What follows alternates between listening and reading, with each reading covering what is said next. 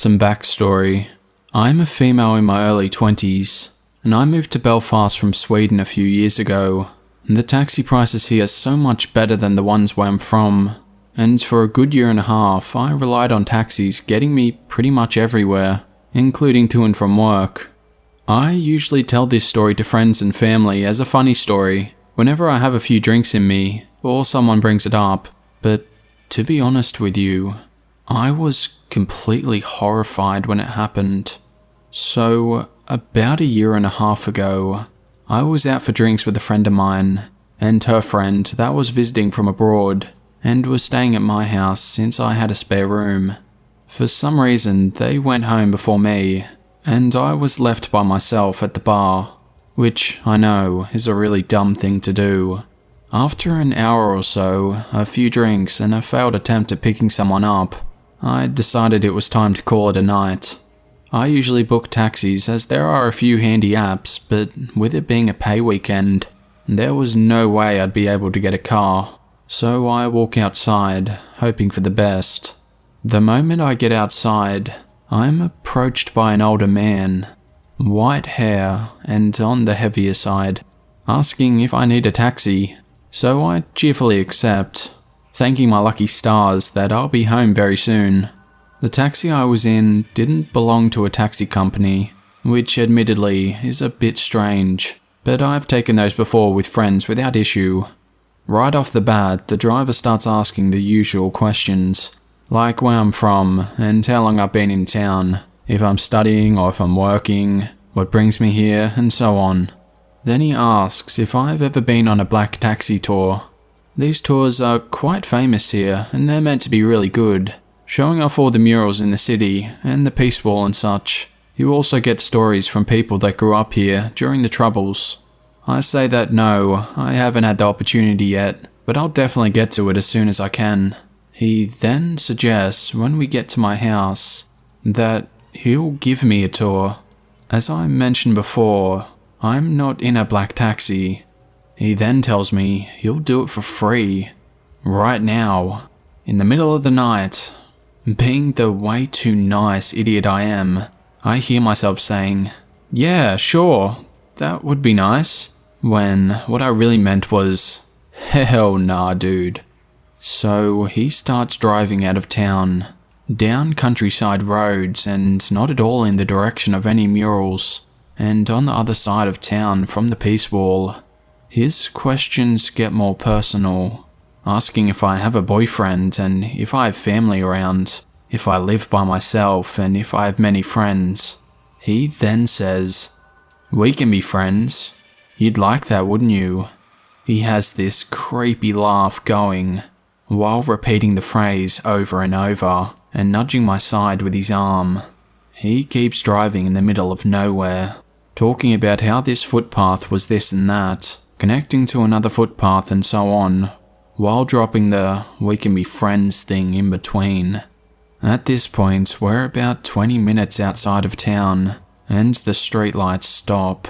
It's pitch black. I'm clutching my phone, ready to call the police, and looking at the dashboard GPS to see nearby location names, and getting ready to tuck and roll out of the car, completely freaked out by him. I'm finally able to stutter out that I'm getting a bit tired, and it's time for bed. He agrees to take me home, and turns around. We pull up outside my house again, and I feel a wave of relief washing over me, like I can finally breathe again. I pay him for the taxi ride, and get ready to get out of the car. He then turns the car off, takes off his seatbelt, and keeps talking, turning slightly so he's kinda half facing me. After a few minutes of talking, him still talking about being friends, I say that I need to use the bathroom, and thank him for the tour. He tells me to hurry back outside so we can continue the conversation.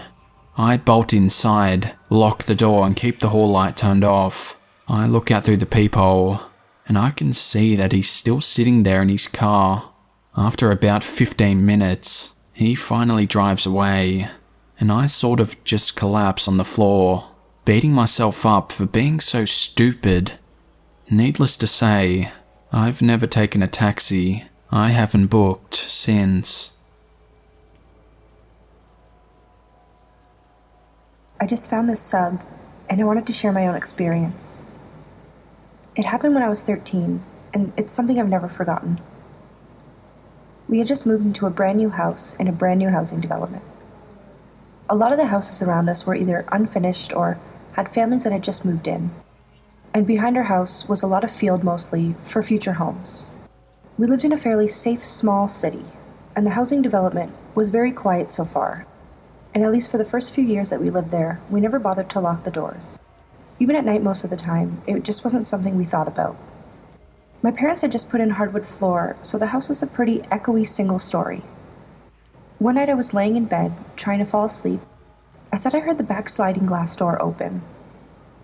I was up late on the internet, but everyone else was asleep in the house, so it was pretty quiet. I had my door slightly open, so my cat could come and go, and so I knew that I was definitely hearing something. I froze, hoping it wasn't the door, but a moment later I heard it slide shut. Then I began to hear what sounded like heavy shoes walking across the hardwood floor. It was a very specific sound, and suddenly I couldn't breathe.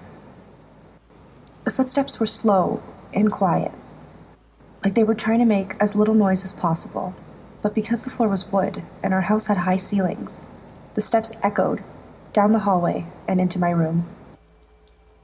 Then I heard them stop, the sound of the hallway closet being opened, and then the door quietly clicking shut.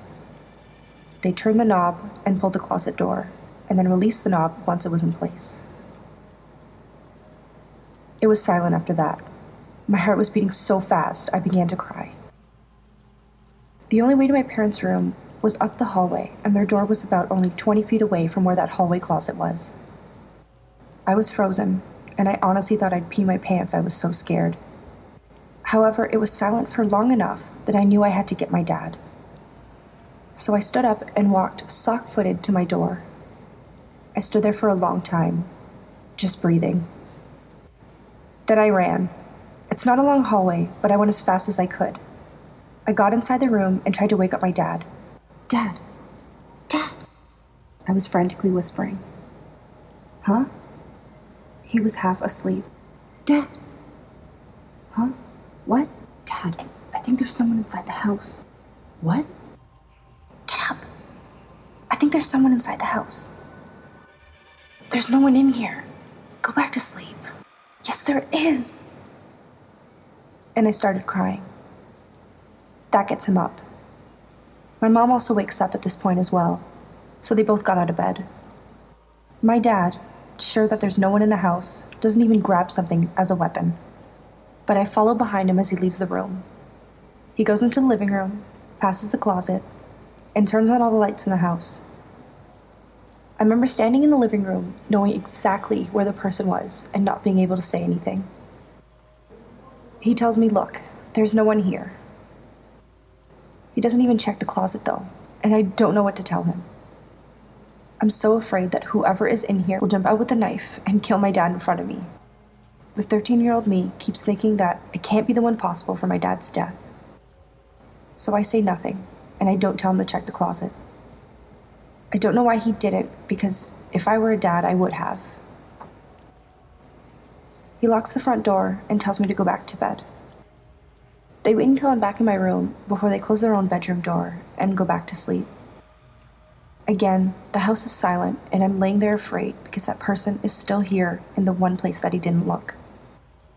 Suddenly I hear the closet door open, just as slowly and as quietly as before. Then the footsteps again. I could hear them so clearly, walking towards the kitchen where the back door was, and then they stop. It's followed by the sound of the back door being slid open again, and then quietly being pushed closed. I hear the back door click into place, and then the house is silent. I'm laying there crying and breathing, but hearing them leave the house, I felt instant relief, though I was still shaking with fear. I give it a few minutes, hoping they wouldn't come back, and they don't. So after a bit, I sneak out there. My one and only thought is to lock the back door, which I managed to do, but the scariest part was that when I looked in the hall closet, the door wasn't closed anymore. It was cracked because they hadn't bothered to close it, even after they left. Though I know it was definitely closed when my dad was out there with me. I tried bringing it up to them years later, and they still didn't believe me. But that's not just something you hear. This story took place when I was 20 years old and living in New Hampshire at my parents' house. I had been back home for a little over a month now, after a defunct experience at a college in Boston that wasn't the right fit for me. In the meantime, I was taking classes at a local community college. Anyway, going from living in Boston for a semester and having total independence, as well as almost endless opportunities for fun with other cute gay guys like myself, to back with my parents in rural New Hampshire was a huge knockback, and I was seeking thrills in the meantime to numb the pain. Sometimes, I have an almost ravenous sexual appetite, which was hard to satisfy in New Hampshire. I used gay hookup websites such as Manhunt and the app Grindr to meet other like-minded guys in my area. Not surprisingly, these sites and services come with their fair share of creepers, but I honestly never found myself threatened when they reached out, just sort of flattered and then would take comfort in the fact that I could easily block them.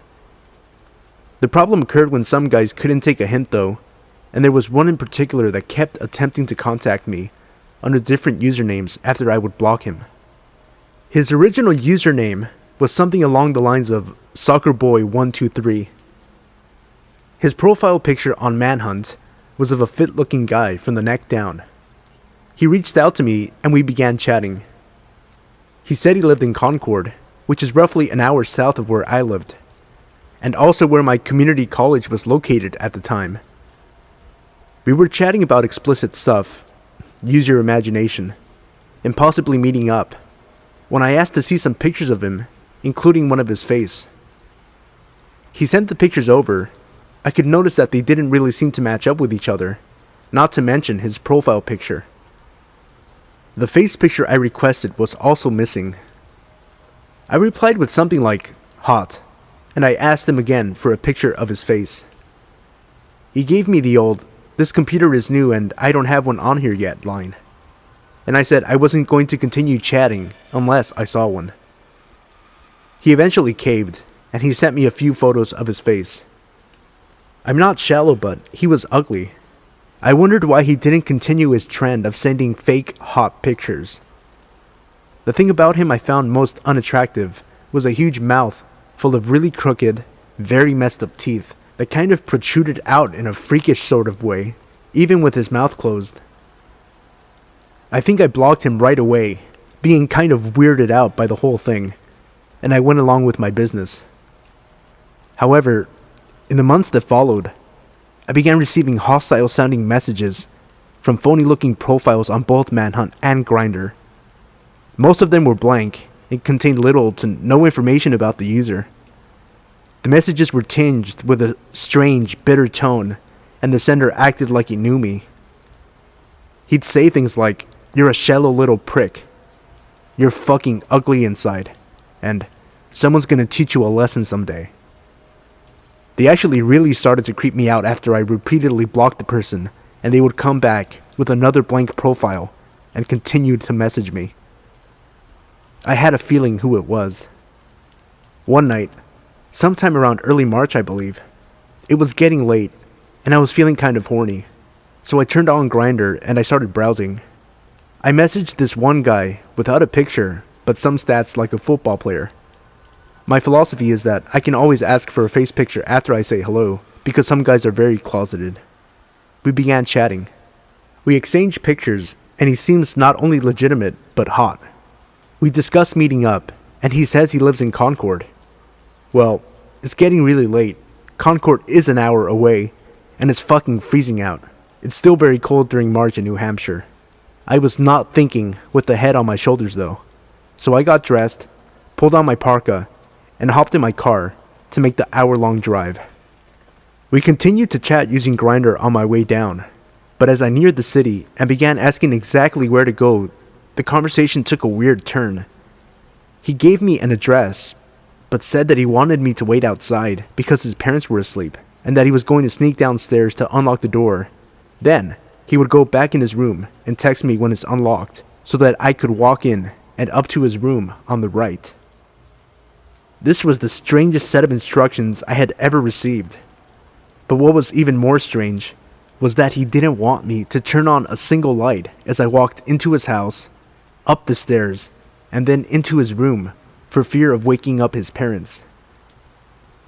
At this point, I've already parked the car on the populated yet entirely dead street, and I began counting the ascending numbers to the house. I find myself in front of a large, blue Victorian house that needs a little taking care of, with no light coming from any of the windows. Now I am creeped out. I message him and let him know that I'm outside, and I wait for some sort of light to come on. He tells me to wait, because his dad just got up to get a drink or something, but no lights come on in the house.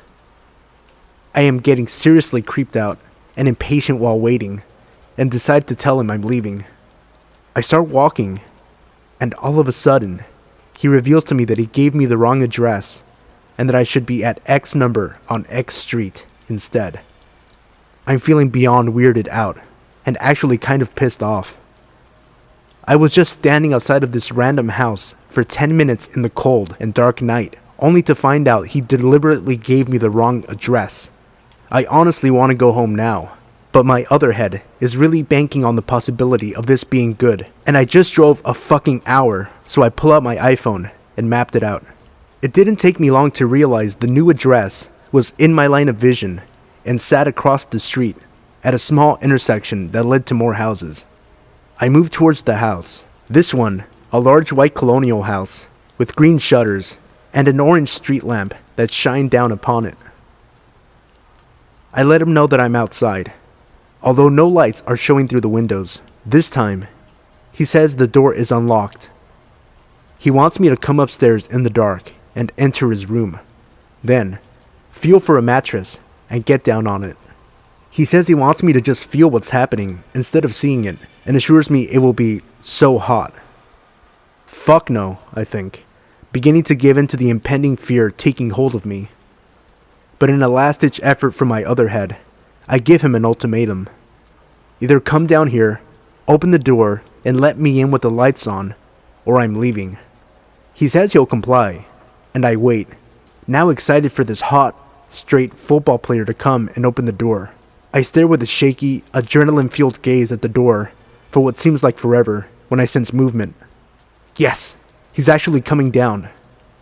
The door pushes slowly outward, and that's when I saw, emerging from the darkness, his face, his teeth, washed in the orange light from the street lamp. This was not who I thought I was meeting. An icy, stabbing chill washed over me as we made eye contact, and he gestured for me to come inside. I knew who this was. This was the man who has been contacting me. I looked at him and yelled, "No! Fuck no!" And I started half running, half walking away from the house, and back to my car. I looked back after a few seconds, and he was watching me from the door. I got to my car, and quickly got in, locked the doors, and sped home.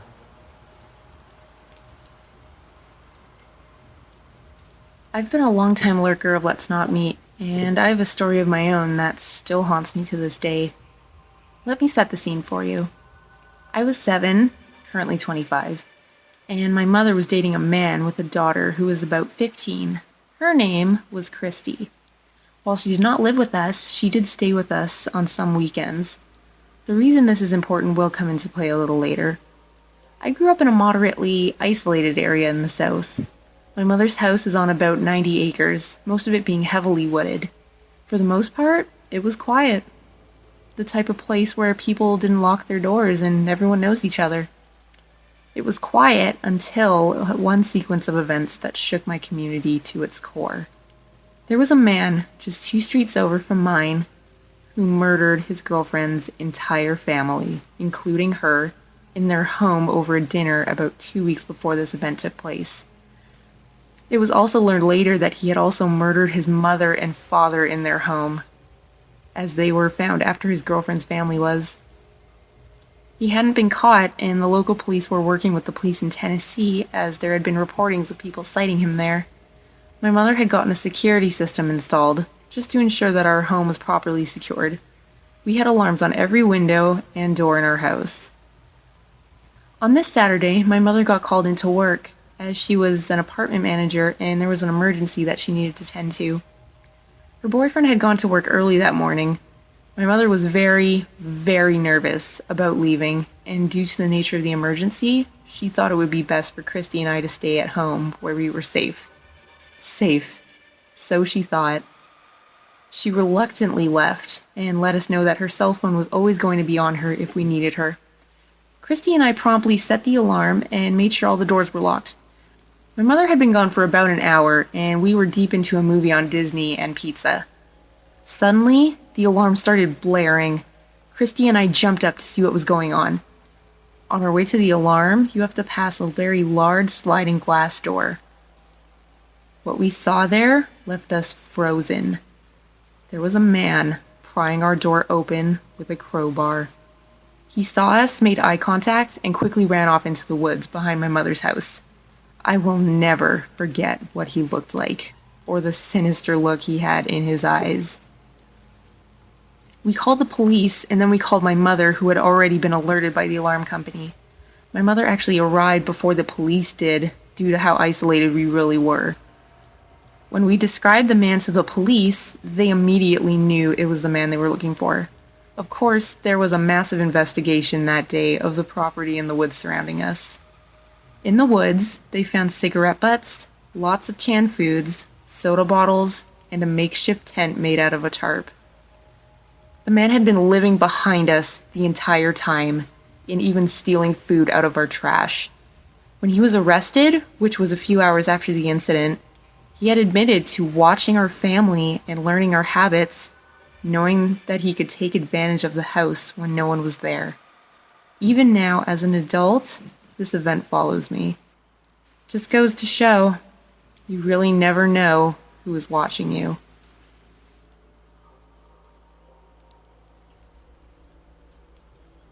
It all started on St. Patrick's Day, in a small town when I met a lanky guy that seemed like fun company. The sun was setting and he said he had some fireworks he could show off. And, having never seen fireworks up close, I agreed. Me, him, and a mutual friend walked to his house. And the fireworks were disappointing, but at least not dangerous. On the way back to town, he started flirting. Now, he was tall. Very tall, compared to me. I'd say definitely over 6 foot, and I'm about 5'3". I thought he was kinda cute, so I flirted back. He decided to say, "I almost want to make a move, but I don't want to scare you." I said go ahead, and he grabbed me. He licked my neck and grabbed my crotch through my jeans. I was shocked. No one had seen this happen except for the 3 of us in a dark alley around 8 p.m. Somehow I forgave him. I thought he was just, I don't know, bad at these things. That maybe he was drunk or tired or something. I remained friends with him. He was one of the only friends I had. It was now summer. I was bored, and I went to his house alone, without telling my parents. They would just be worried for no reason. It looked dusty and old, like peeling paint, and a blanket of dust in some rooms. And something didn't feel right at all. I heard a dog, and it sounded big. It was in the yard. I went into his bedroom, and he closed the door, and there were holes in it. All over it. Holes and slices. When he's mad, he stabs the door, he told me. I was between him and the door. I remember looking past him, and seeing a fish tank before hearing something and flinching.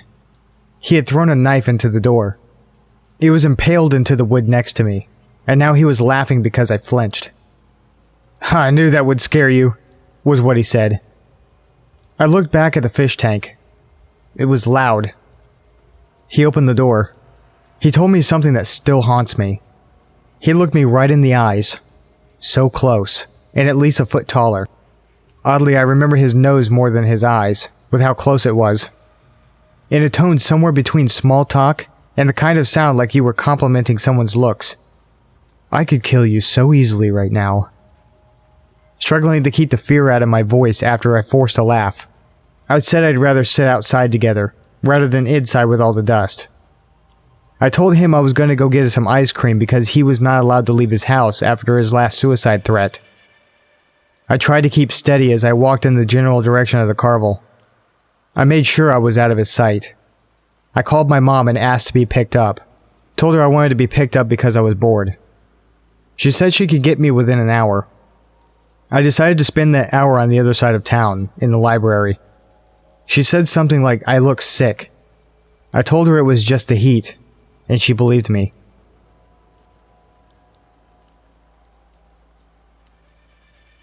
I started working at my current summer/part-time job last spring. I'm situated in a large old building that used to be a country club, but it fell into disrepair about 10 years ago. Although there's nothing paranormal about my story, it's just maybe worth mentioning that the former manager committed suicide in the main office upstairs when they went out of business. It adds to the unsettling quality of this place. Along with that, so do the seemingly never-ending hallways and passages, innumerable hidey holes and half-empty pools, and other strange, unused parts of the building, like a secret shower room, sauna, and a tunnel of storage areas that connect the men's and women's bathrooms. There are also a lot of doors to the outside of this place. But currently, we only use one small room for the golf course check-in, the kitchen, and one dining room for the restaurant upstairs. And then one small cafe for early morning golfers to get their tea and beer. The cafe area is where I work. In the summer, we clock in to open the cafe before 6 a.m. This is often before the sun comes up. The golf course people come in pretty shortly after, but I would be the first person in the building every morning. I would unlock the front door, disarm the alarm, walk downstairs in the dark, unlock this cage that's there to keep the drunks from the bar upstairs from coming down and wandering. I'd then crawl along the long, dark hallway with no windows just to get to the light switch at the end of the hall. This always creeps me out, and I end up holding my keys between my fingers like brass knuckles. Mind you, I'm a woman in my mid-20s, and I lived in plenty of bad neighborhoods. I'd ninja slide down the walls on the opposite side of whatever doorway is coming, just because it's pitch black, and I'm a scaredy bear. By the time I get to the end of the hall and flip on the light, my heart is always pounding out of my chest as I struggle to find the right key to let me into the cafe. The whole situation started when Tim, a golf course employee, mentioned that he kept shutting the door between the men's locker room and the storage area that leads to the women's, and every time he would go back in there, it would be open again. This, along with some strange noises, was fodder for the bar regulars upstairs to claim this place was haunted by the old manager and whomever else they say died within these halls. Travis, a co-worker in the cafe, also mentioned that a few minutes after he opened, he went into the men's locker room and noticed that it was steamy and smelled like soap. So he went into the shower room to investigate, and everything was soaking wet and still hot. He was the only person who was supposed to be there at that time of day, but didn't see anyone, so he just let it go. A couple months later, Tim noticed this weird side door that you had to climb up a rickety old staircase on the side of the building. He saw that it wasn't shutting correctly, so he fixed it and locked it. He just didn't think anything more of it. Shortly after, someone from the golf course came over to tell me that they had found someone's entire life packed away into one of their hundreds of lockers that no one used. They thought that someone was living in the storage room between the men's and the women's bathrooms. He must have been coming in before the golf course people set the alarms when they left in the evenings, and leaving after the cafe person would come in and turn off the alarm in the morning. So that means every morning, as I was blindingly shuffled my way down that long, dark hallway alone, one of those pitch-black doorways actually did have someone hiding behind it. A few days later, a red-faced, angry, bald man in Vietnam-era Army-issued glasses came into the cafe and started screaming, puffing and flailing his arms around, yelling about his stuff getting thrown out. He went over to berate one of the golf course people, so they asked him about the contents of the locker. His answers about specific items led them to realize that this is the man who was secretly living in one of the buildings in the many dark hallways. I never found out much about him, but watching him scream about his stuff made it clear that he wasn't 100% rational. I still work there and do a darkness shuffle down the hall every morning when I work. And although they say everything is on the up and up with the alarms and the doors locking, it still creeps me the hell out. There have been some other creepy things that have happened in this place recently to make me think that this isn't all over with, which I'll post separately if anyone's interested. This happened about a year ago.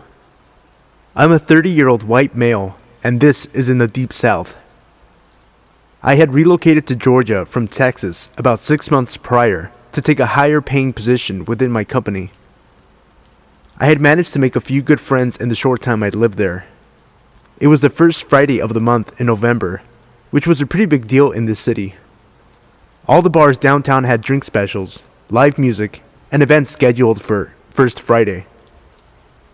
Downtown was relatively crowded considering how cold it was out. I met a couple of friends at a local punk bar and we started drinking. One of my friends, Adam, was going through a separation and inevitable divorce and was pretty upset about it. After a few hours of heavy drinking, I decided to part ways with my friends and head a few blocks down the main street to a different bar. It was a little after midnight and there were still quite a few people roaming the streets. As I was entering the next bar, I ran into Adam's wife, Becca. She was out with a couple of girlfriends, and she told me she was heading to the bar I had just left. As soon as she left, I immediately called Adam to give him a heads up. I had a few more drinks and talked to some people I knew casually. Before long, the lights came on, and I closed my tab and started preparing for the walk back. I decided to call my friends and try to get a ride, as I felt like I was just a little too drunk to drive home safely. They told me to meet them in front of the first bar, and they would drive me home. On First Fridays in this city, you could take your drinks out of the bar and onto the street as long as you pour them into a solo cup. Most of the bars had a stack at the door before you exited. I poured the rest of my beer into a cup and headed out the door. I was about halfway back to the first bar when I ran into Becca again. She was very drunk and had obviously been crying. She started asking me questions about Adam. Did he say anything about me? Do you think he still loves me? Etc. I tried to calm her down without getting too involved when a man walked out of the shadows and stood about a foot from us like he was part of the conversation. This guy was obviously drunk. He was holding a blue Solo cup, so I figured he must have just left the bar too. He was tall, about 6'2", and relatively clean cut. His eyes were a little crazy, to the point that I believed he may have been on some other drugs as well. We tried to ignore him, and for about a minute, he says nothing. Finally, he asked what I was drinking. I was still holding the Solo cup I got when I left the bar. I told him I was drinking beer. He raised his cup, and we drank. I shrugged him off as just being an annoying drunk. But then he started getting into our conversation. "Is this your boyfriend?" he asked Becca. "Yes," I said, sensing that she was feeling uneasy. He had been inching closer to her. Adam's wife was very attractive and dressed for a night out. Although annoying, I didn't think it was particularly odd that some drunk asshole was trying to talk to her. We again tried to carry on our conversation, hoping this guy would get the hint and leave when out of the blue, he said, "You can do better." That was about all I could take. I said, "Fuck you," and started taking my jacket off. I was pissed. This guy takes off running down the street and I follow. Becca is trailing behind me, telling me to stop, and it's not worth it. She was right. All of a sudden, out of nowhere, a taxi cab pulled up to the curb, right in front of this guy, and he hops in with me still running after him. I grabbed the open door and told him to get out. He started yelling at the confused taxi driver, "Go!" Becca catches up and grabs my arm and tells me again to stop. I turn around, and for the split second it takes to look at her, this guy leans out of the car and throws his drink in Becca's face.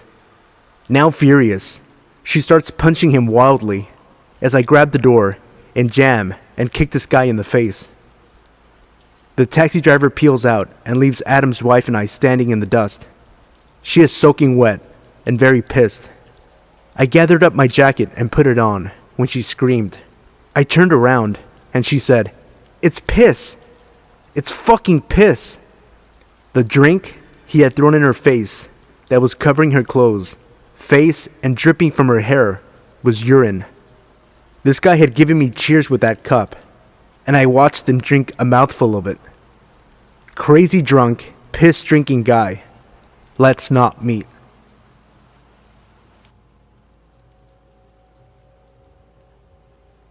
Long-time lurker, first-time poster.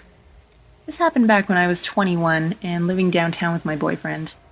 Had just found out that my boyfriend, who I'd been with for almost 4 years, had been cheating on me.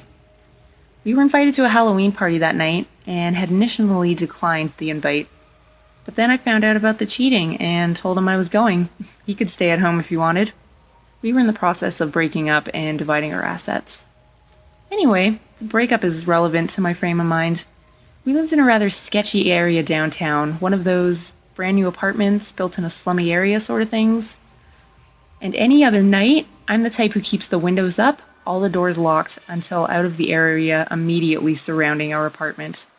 However, my mind was understandably elsewhere, and I had both driver and passenger windows down so I could smoke a cigarette. The first red light I came to on the way to the party was still in the shady part of town. I'm the first car at the lights, so I have a full view of the 20-something guy crossing the crosswalk left to right in front of my car. Suddenly, he looks over and makes eye contact with me. I'm flicking ash from my cigarette out the window at this point and may have done a polite head nod. Can't remember. Next thing I know, he picks up his pace, walks over to my passenger window, leans into my car, and asks if he can have a light. When flustered, I tend to be polite, so without really thinking, I hand him my lighter. I was totally prepared to just pull away when the light turned green and let him have it. That's when instead of reaching for the lighter, he reaches into my car and lets himself in. Just sits down like we're old friends. At this point, the light turns green, and I grab my purse and wedge it in between my left leg and the driver's side door. Apparently, I was more concerned with being robbed than the darker alternative. He thanks me for giving him a ride, and I slowly pull away from the stoplight, cars are behind me, and ask him why he got into my car. He replies that he could tell I just wanted to give him a ride, and launches into an obviously fabricated story about needing a ride because his girlfriend had just broken up with him and left him stranded downtown. I tell him I'd take him to the nearest gas station as I needed to get gas. I didn't, but this is the closest place to our location, which was well lit and sure to have people. The gas station was only about 6 blocks away, but was the longest 6 blocks of my life. He tells me I'm pretty and asks me if I can have money so he can get a cab home. Like I'm an idiot. I offer him the $4 in quarters I keep in my car for putting in parking meters. At this point, I think I was just ready to make him stop talking and leave me alone. Instead, he starts throwing the quarters one by one down the cleavage of my shirt. What the fuck? I ask him to stop. He just laughs. Then I see it. The gas station. I pull in and tell him we need to both get out so I can pump. He hesitates and then gets out. I have never locked my car door so fast in my life. I walk inside, telling him I need to prepay. Instead, I find the first group of people I can.